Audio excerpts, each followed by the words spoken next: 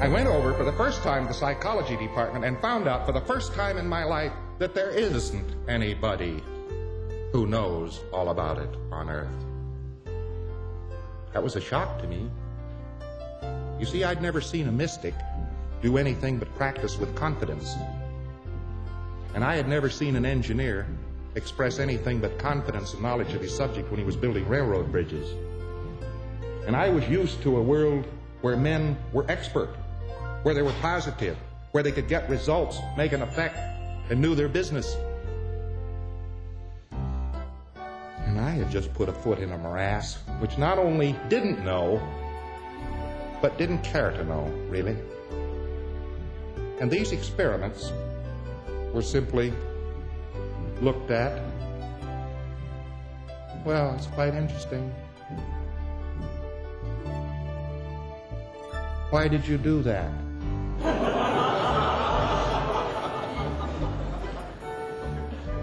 Well, I got interested enough after that. There were some people around who would do mathematics for me, so I did their psychology and English for them. That's how I got through college, because I was never in class.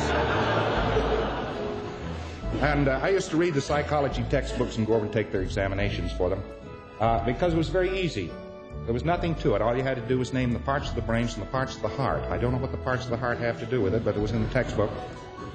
And there was no attempt to understand thinkingness. There was just some wiggles that snapped on the relays, and you put the rat through the maze, and that was it. I'm being very sarcastic. There's undoubtedly more to psychology than that, but none of it includes any understanding.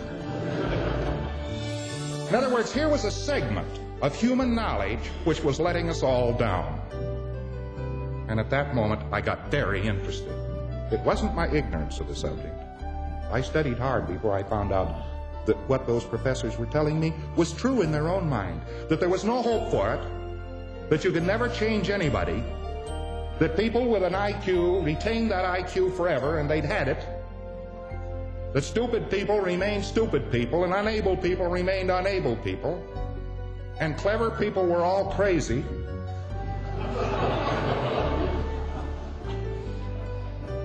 And it was the degree of stuckness that they had on this subject of change in the human mind that particularly annoyed me. How stuck can anyone get? I say, but look, I know when I go to class to take an examination, by the way, it was prohibition in those days, way back when. So, of course, there was much more drinking done. And I used to occasionally go out with some of my friends who were mostly newspaper reporters and so on. And we'd have a few drinks of bathtub gin brought in by the very best gangsters. And the next morning, I knew for sure I was awful stupid. So I told them, look, if you can take a few drinks on the night before and become stupid the next morning, haven't you changed your intelligence? And they said, that has nothing to do with it. So here was a segment of human knowledge which, as far as I was concerned, was left wide open.